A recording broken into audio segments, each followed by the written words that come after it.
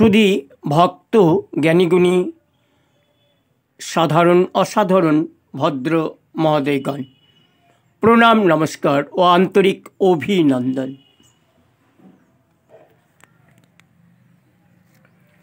সবার আগে শ্রী শ্রী মা পাটনেশ্বরীর চরণে পুষ্পার্ঘ্য অর্পণ করে শ্রদ্ধা ভক্তি প্রণাম জানালাম।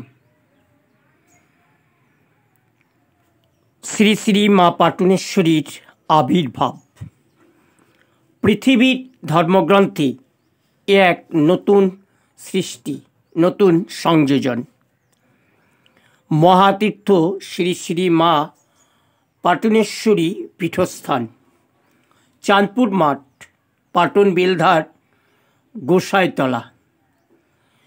প্রতিবৎসর দোল পূর্ণিমা থেকে 10 দিন ধরে চলে মায়ের মহাপূজা ও মহামেলা। আজ পঞ্চম প্রতিবেদন তুলে ধরলাম।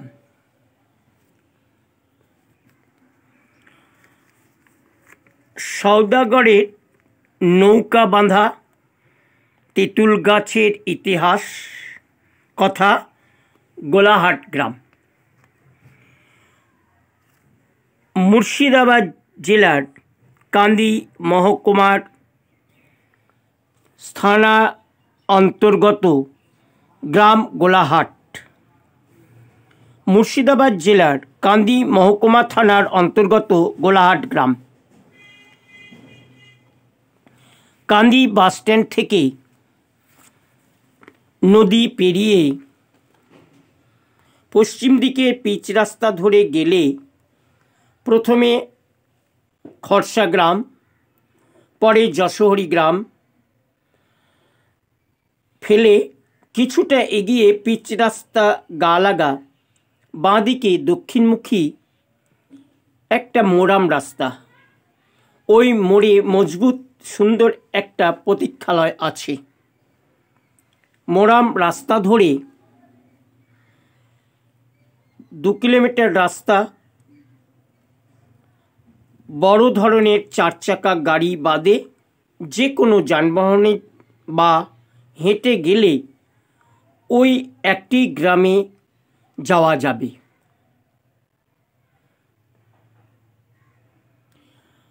গ্রামটি সদ্গোপ্রধান গ্রাম,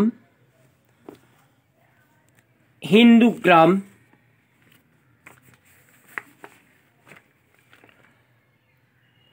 তবে গ্রামে হিন্দু সম্প্রদায়ের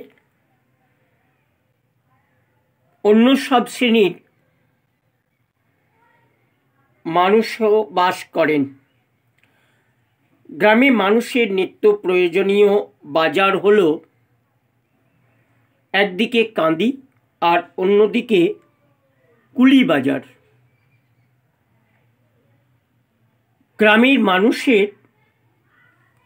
গ্রামের মানুষেরা যারা হেঁটে এসে ওই 2 বাজারে যান, তারা পিচ রাস্তায় এসে দুদিকের বাস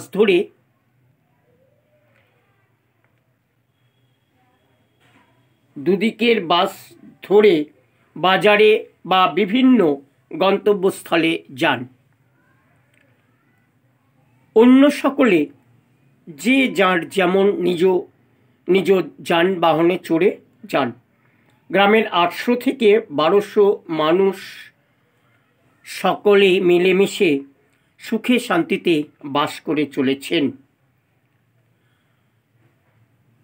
গোলাহাট গ্রামের ইতিহাস হলো, কোনো এক সময়ে ধনপতি চাঁদ সওদাগর নামে কোনো বণিক যখন পাটন বিলের উপর দিয়ে নৌকা বাইয়ে ব্যবসা করতেন, তখন গোলাহাটের এক তেঁতুল গাছের নৌকা বাঁধতেন এবং তেঁতুল গাছের দড়ি দিয়ে নৌকা বাঁধার দাগ নাকি এখনো বর্তমান, একথা আজও কথিত হয়ে চলেছে। কথিত কথাটি শাস্ত্রজ্ঞ জ্ঞানী মহাশয়ের কাছে গল্প শুনেছিলাম। আর এও শুনেছিলাম যে কলগ্রাম যমুনির কাছের পাটন বিলে আজও কোনো এক সওদাগরের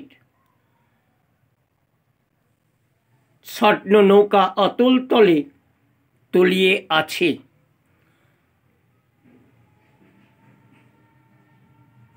সেই স্থানটিকে আজও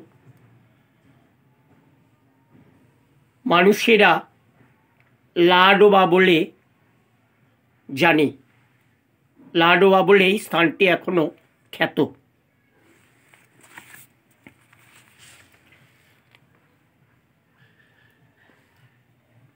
এবার বলি ঐতিহাসিক তেঁতুল গাছের কথা। গাছটির গোড়াটি ভীষণ মোটা ছিল, সেটা দেখলেই বোঝা যায়। চারিদিকে শেকড়গুলো মাটির উপরে আছে।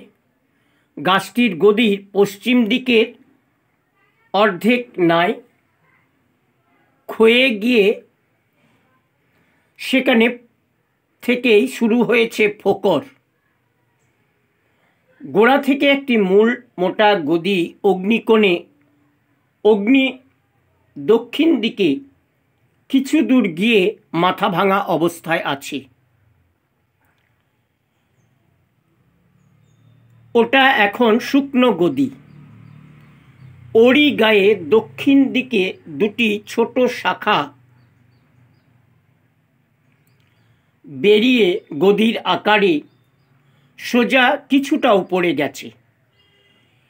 একটি পুরনো শুকনো মোটা শাখা ঈশান কোণের দিকে কিছুটা গিয়ে গাছের শোভা বাড়িয়েছে।